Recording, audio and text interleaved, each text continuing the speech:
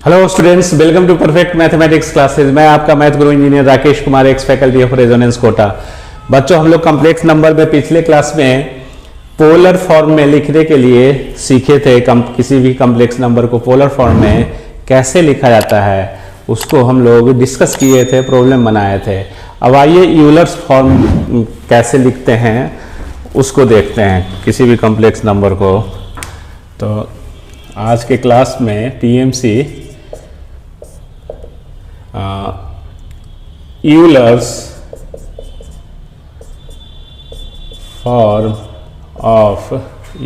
Form of complex number.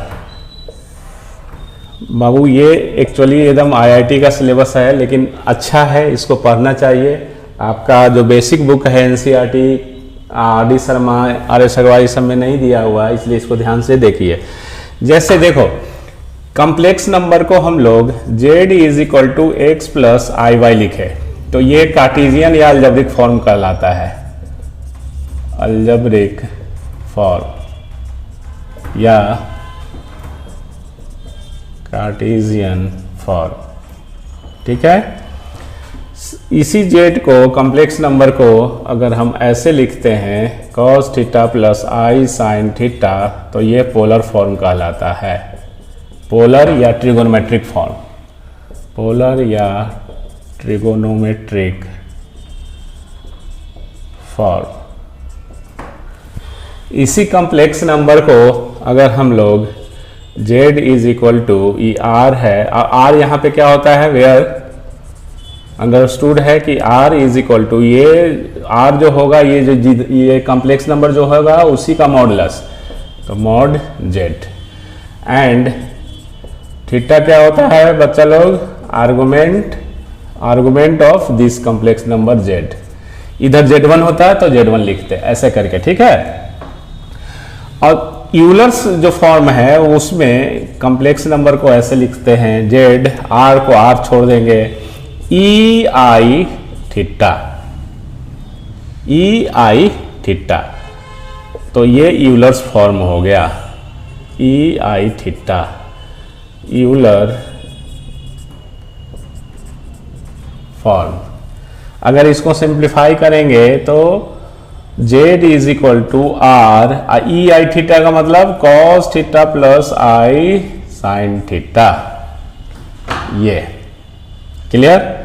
ये जो theta है, आई का जो कोफिशिएंट थीटा है वही यहाँ पे लिखना रहता है, समझ में आ रहा है। तो ये ऐसे फॉर्म में लिखोगे एक्सपोनेंशियल फॉर्म में तो यूलर फॉर्म कहलाएगा। और इसका मीनिंग ये हुआ, आर को आर रन ये, और ऐसे लिख दिए तो पोलर फॉर्म हो गया, है ना। तो are e i theta. Similarly हम लोग अगर जैसे, तो इसका मतलब क्या हुआ, इट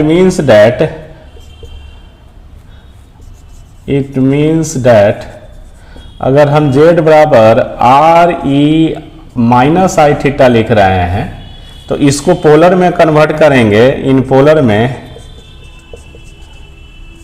फॉर्म, तो इसको क्या लिखोगे, z इज, इसका मतलब क्या हुआ, अगर if z is equal to इतना, देन ये भी यूलर्स फॉर्म है, तो इसको समझेंगे ऐसे, z r और थीटा आई का कोफिशिएंट था, तो यहां आई का कोफिशिएंट क्या है, minus theta plus i sign minus theta, ये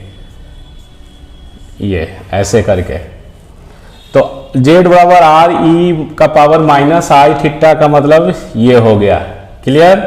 इसको और अगर हम सिंप्लीफाई करेंगे तो ऐसे लिख सकते हैं, cos minus theta is equal to cos theta, और माइनस इसमें रहेगा तो बाहर आएगा, तो आई साइन थीटा। ये पोलर फॉर्म हुआ, ये पोलर फॉर्म नहीं हुआ, बिकॉज पोलर फॉर्म में प्लस होना चाहिए, ठीक है, प्लस इस तरह से। तो मोरल ऑफ द स्टोरी का मतलब क्या हुआ कि किसी भी कॉम्प्लेक्स नंबर को यूलर फॉर्म में लिखना होगा तो z बराबर आर ई आई थीटा लिख सकते हैं, क्लियर। तो इन सभी फॉर्मेट से हमको ये समझ में आ रहा है, समझ में कि ई आई थीटा का मतलब क्या हुआ, ई आई थीटा का मतलब ये cos theta plus i sine theta and E minus i theta का मतलब क्या हुआ, cos थीटा माइनस आई साइन थीटा, ई आई माइनस थीटा बराबर ये। ठीक है, अगर हम इन दोनों को जो ऐड कर देते हैं तो ये कैंसिल होगा, तो 2 cos थीटा, तो 2 cos theta is equal to, add किए तो ये 2 cos थीटा ये कैंसिल हो गया, is equal to e i theta plus e minus i theta. Therefore cos theta is equal to e i theta plus e minus i theta by 2, ये exponential form में ये हो गया। Similarly लिखा हुआ है साइन थीटा बराबर क्या हो जाएगा जी, अगर हम दोनों को घटाते हैं माइनस करते हैं तो ये माइनस ये कट जाएगा, माइनस माइनस ये प्लस आ जाएगा। ठीक है, तो e i theta minus e minus i theta by इधर क्या आएगा 2 आई साइन थीटा। ठीक है, 2 आई आ जाएगा साइन थीटा, ये इससे आप ऐसे भी समझ सकते हैं। ठीक है, तो आपका जो यूलर फॉर्म क्या हुआ, r into z e is equal to r into e i theta, ये यूलर फॉर्म हुआ। किसी भी complex number, in every complex number can be written in this format is called Euler form. ठीक है, अब theta की जगह अगर रिप्लेस माइनस थीटा करेंगे तो इसको हम लोग क्या समझेंगे, ये समझेंगे ये वाला। ठीक है, ये समझो चाहिए, ये दोनों सेम ही है। तो इस तरह से यूलर्स फॉर्म ये हो गया, तो समझ में आया।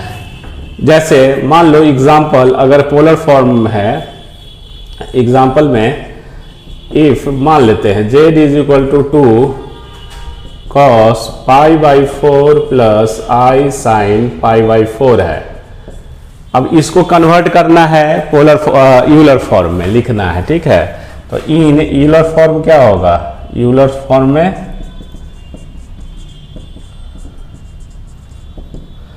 z is equal to 2, r के जगह ये है 2 और e आई थीटा के जगह पाई बाई 4, ये हो गया, ये आंसर हो गया यूलर फॉर्म में। अब पोलर फॉर्म में ये हो गया। ठीक है, इसको कंपेयर करो तो r cos theta plus i sine theta. ठीक है, r का वैल्यू 2 हो गया, थीटा का वैल्यू पाई बाई 4। तो ये जो पोलर फॉर्म में थीटा होता है वही ना यहाँ पे लिखा हुआ है थीटा। तो ये इस तरह से आप समझ सकते हैं यूलर्स फॉर्म में, और थीटा का वही मीनिंग होगा जो आपको पोलर फॉर्म में है। थीटा क्या है, आर्गुमेंट जेड, आर क्या है, मॉडुलस जेड। क्लियर। अब इसका देखो, इसका यूज करने से क्या फायदा है, मल्टीप्लिकेशन में बहुत फायदा होगा। दो कॉम्प्लेक्स नंबर को जब मल्टीप्लाई करेंगे तब यूलर्स फार्मूला का यूज करके हम लोग प्रॉब्लम बनाएंगे तो बहुत इजी से बनेगा। तो इसी का एप्लीकेशन देखते हैं, इतना आप कॉपी कीजिए। पीएमसी, अब लिखेंगे application of Euler's formula, Euler's form या यूलर्स फार्मूला है ना। तो यूलर्स फार्मूला क्या है, z बराबर आर ई आई थीटा, और इसका मतलब क्या हुआ, are e i theta cos theta plus i sine theta. ये लेकिन इतना यूलर्स कहलाता है, ये तो पोलर फॉर्म हो गया। ठीक है, लेकिन इतना बराबर इतना, इतना बराबर इतना आप समझ सकते हैं। ठीक है, तो अब मान लो कि पहला में, फर्स्ट में इसमें मल्टीप्लिकेशन देखते हैं, multiplication of 2 complex numbers, multiplication of 2 complex number. तो let z1 is equal to, अब हम लोग यूलर्स के द्वारा पढ़ेंगे तो z1 अगर मानना होगा एक कॉम्प्लेक्स नंबर को, तो यहाँ r1 e i थीटा 1।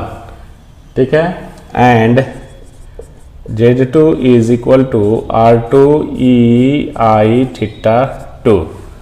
तो therefore z1 into z2 is equal to r1 e i theta 1 R2 E I theta 2 ऐसे लिख सकते हैं। तो this implies that Z1 into Z2 is equal to, इसको मल्टीप्लाई करेंगे तो R1 R2, अब बेस सेम रहेगा तो पावर ऐड होगा, तो E I और ब्रैकेट में थीटा 1 प्लस थीटा 2, देखो ना ये और ये I common theta 1 plus theta 2 इस तरह से।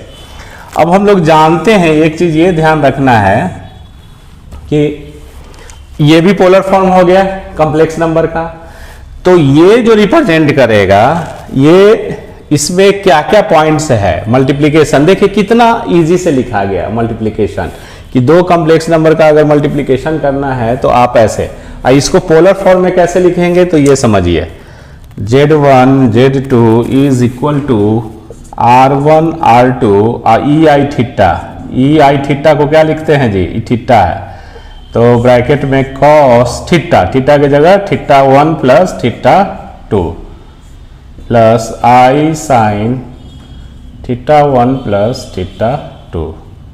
ये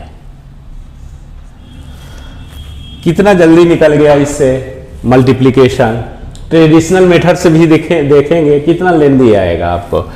अब ये हो क्या रहा है एक्चुअली कि जब हम दो कॉम्प्लेक्स नंबर को मल्टीप्लाई कर रहे हैं तो एंगल क्या हो रहा है, ऐड हो जा रहा है, एंगल ऐड हो जा रहा है ना, theta 1 plus theta 2 plus theta 3 इस तरह से, और ये R1 R2 क्या हो रहा है, मल्टीप्लाई हो जा रहा है। इसमें क्या क्या पॉइंट्स निकल के सामने आ रहा है यहां पे देखिए, इस समीकरण से फ्रॉम ए से इसको अगर ये फाइनल हो गया मल्टीप्लाई, ठीक है, इसमें क्या क्या पॉइंट्स है वो देखो।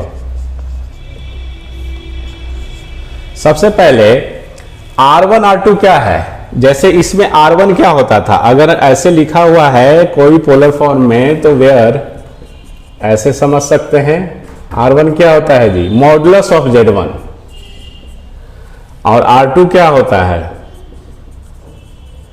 R2 modulus of Z2, R2 is modulus of Z2, theta 1 क्या है, and theta 1 is argument of Z1, argument of Z1, theta 2 and जानकारी रहना चाहिए आर्गुमेंट ऑफ Z2, ये है क्लियर।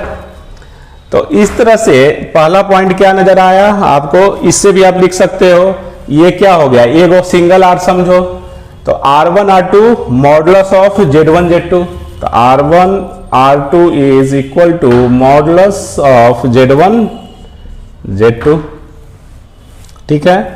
और थीटा 1 प्लस थीटा 2 क्या होता है, जैसे ये थीटा 1 जो भी हो एंगल, ये आर्गुमेंट Z1 है, तो आर्गुमेंट क्या होगा, थीटा 1 प्लस थीटा 2 क्या है, दूसरा पॉइंट थीटा 1, इसको और सिंप्लीफाई करेंगे तो ऐसे नजर आएगा, ये इसको देखो ऐसे लिखो, इसको Z1 Z2 का मॉडुलस ये इधर लिख दिए इज इक्वल टू R1 क्या है, R1 मॉडुलस Z1 है यहाँ, और मॉडुलस Z2। तो जब मॉडुलस पढ़ेंगे तो उसमें ये भी फॉर्मूला इससे प्रूव नहीं वहां करने का जरूरत पड़ेगा, बिकॉज यहाँ ऑलरेडी प्रूव कर दिए कि Z1 इंटू Z2 बराबर mod Z1 into mod Z2, मतलब मॉडुलस को आप अलग अलग करके लिख सकते हो, मॉड Z1 मल्टीप्लाई में है तो mod Z1 mod Z2, Z1 Z2 एक साथ है और ओवरऑल मॉडुलस है, is equal to mod Z1 into mod Z2 आया इस थ्योरी से, ठीक है।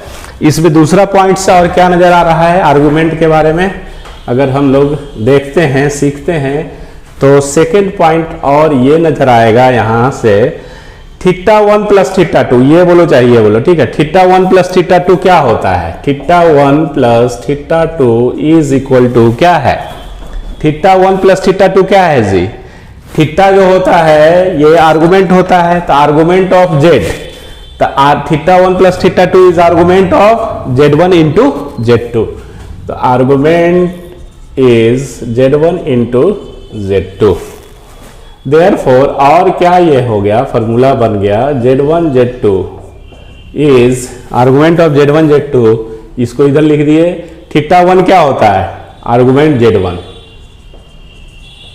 प्लस आर्गुमेंट थीटा 2 इसको LHS में लिख दिए, इसको RHS में लिख रहे हैं। थीटा 2 क्या है, आर्गुमेंट Z2।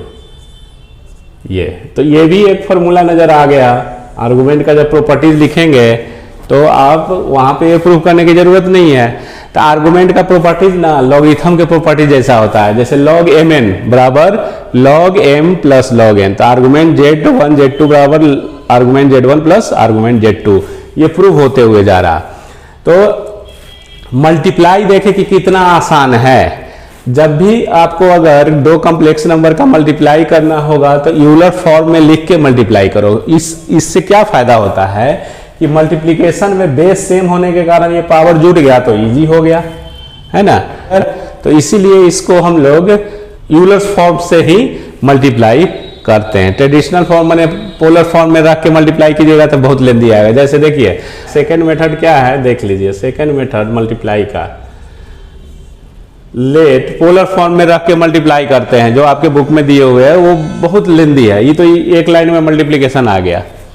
लेट Z1 बराबर R1 cos θ1 plus I sin θ1 and polar form में ऐसे ही लिखते हैं ना कॉम्प्लेक्स नंबर को, θ2 प्लस I sin θ2।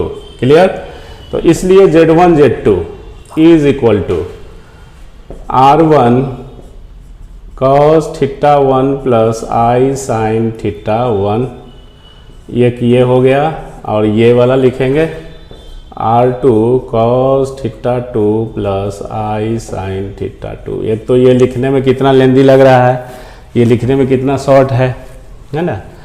तो और Z1 Z2 इज मल्टीप्लाई करेंगे तो R1 R2 तो ऐसे एक साथ लिख दो, और ये इसको ऐसे लिख सकते हैं cos θ1 plus I sin θ1 into cos θ2 plus I sin θ2। ये क्लियर। तो दिस इंप्लाइज दैट, अब आपको लग रहा है क्या कर रहे हैं, ये आपको हम ये दिखाना चाह रहे हैं कि ट्रेडिशनल मेथड से, या ऐसे बोल सकते हैं मल्टीप्लाई अगर पोलर फॉर्म में रख के कॉम्प्लेक्स नंबर को, this is in polar form रख के अगर मल्टीप्लाई करते हैं, जिसको हम ट्रेडिशनल मेथड बोल रहे हैं, बहुत लेंदी होगा। यूलर्स फॉर्म में रखे इसको और इसको मल्टीप्लाई किए तो रिजल्ट यहीं आ गया। मतलब एक एजम्पशन मल्टीप्लाई में यहाँ आ गया, मल्टीप्लिकेशन यहीं पे खत्म हो गया। अब इसको मल्टीप्लाई करने के लिए जैसे अलजेब्रा में मल्टीप्लाई करते हैं वैसे करेंगे। अब cos θ1 इंटू cos θ2, देख रहे हैं कितना लेंदी,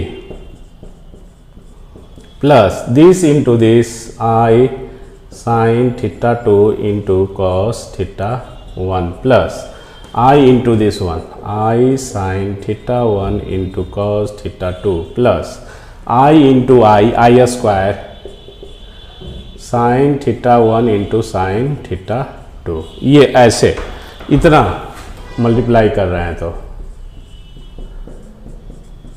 ये अब रियल पार्ट को एक जगह रखो, तो रियल पार्ट को एक जगह रखो, cos θ1 इंटू cos θ2 माइनस ये वाला, ये देखो ये और ये एक साथ, क्योंकि I स्क्वायर का वैल्यू -1, तो minus sine θ1 into sine θ2 plus I common ले लीजिए इन दोनों में से, ये दोनों एक साथ रखिए। तो I कॉमन लेंगे तो ये बचेगा क्या, ये वाला पहले लिख दो साइन θ1 इंटू कॉस θ2, ये पहले लिखे, इसको बाद में लिखेंगे sign θ2 into cos θ1।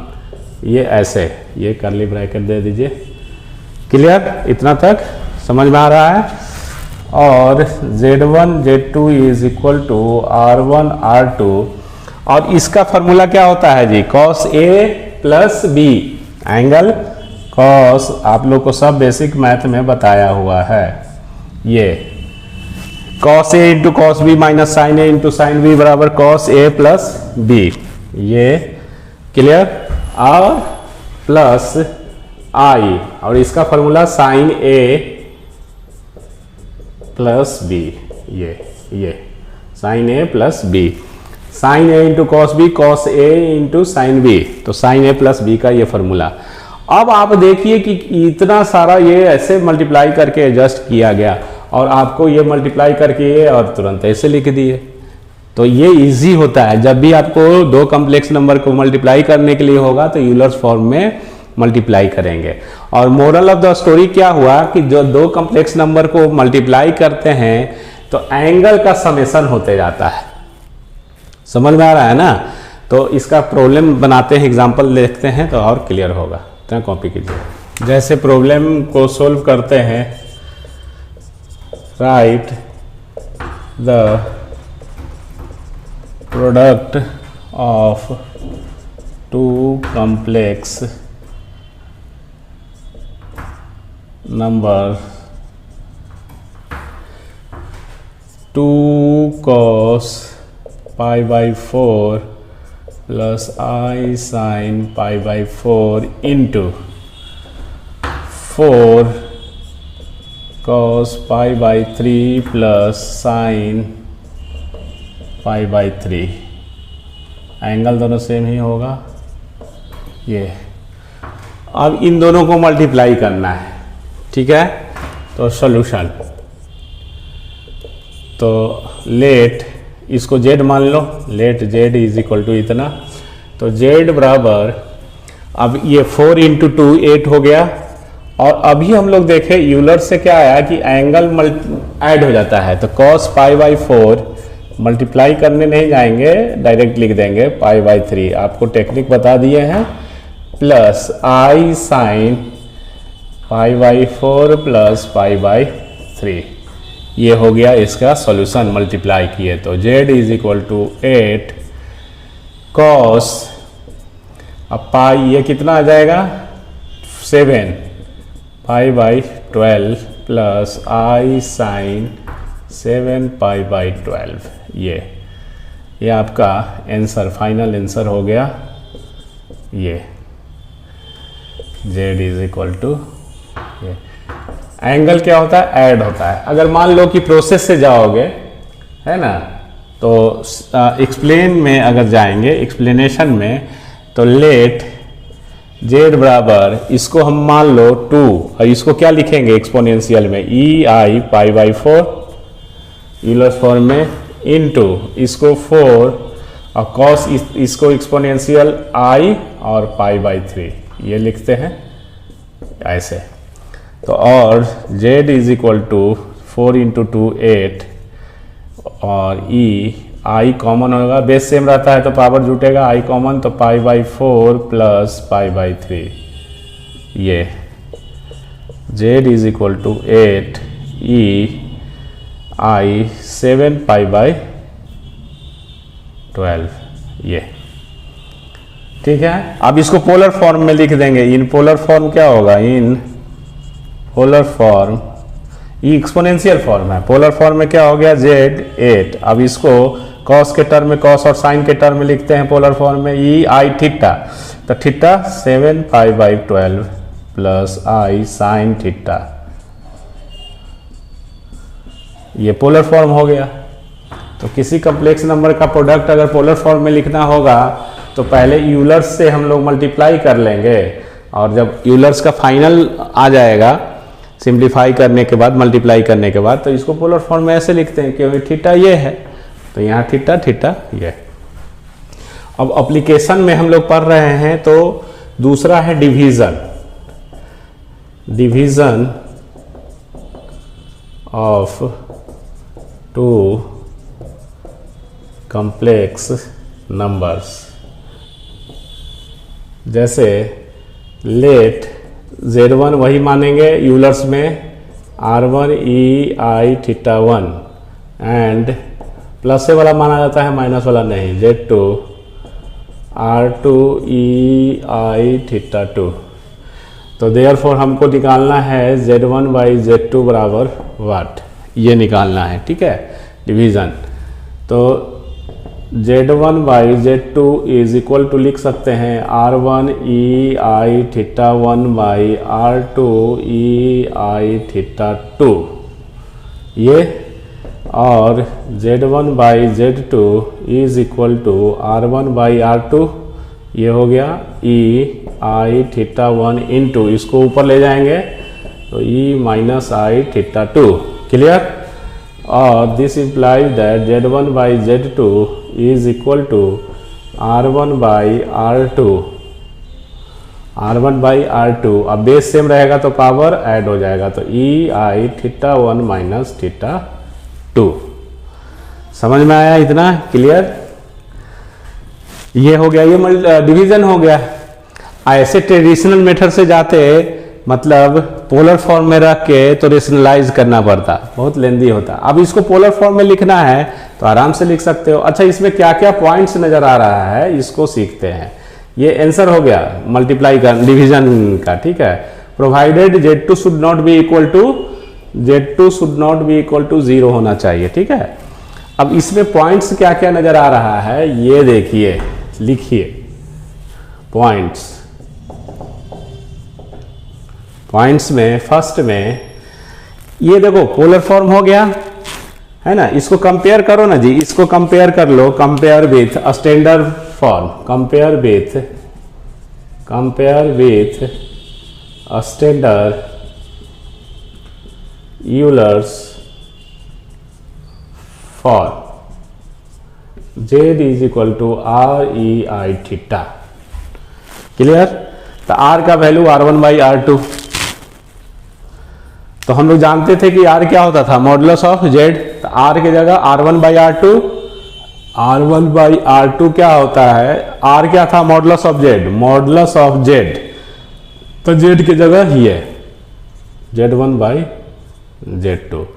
This implies that Z1 by Z2, ये इसको इधर। अब R1 क्या होता है, R1 जब हम यूलर्स फॉर्म में लिखते हैं इस तरह से तो R1 मॉडुलस ऑफ Z1, तो मॉडुलस ऑफ ये यहाँ Z1 और R2 मॉडुलस ऑफ Z2। तो ये provided Z2 should not be equal to 0।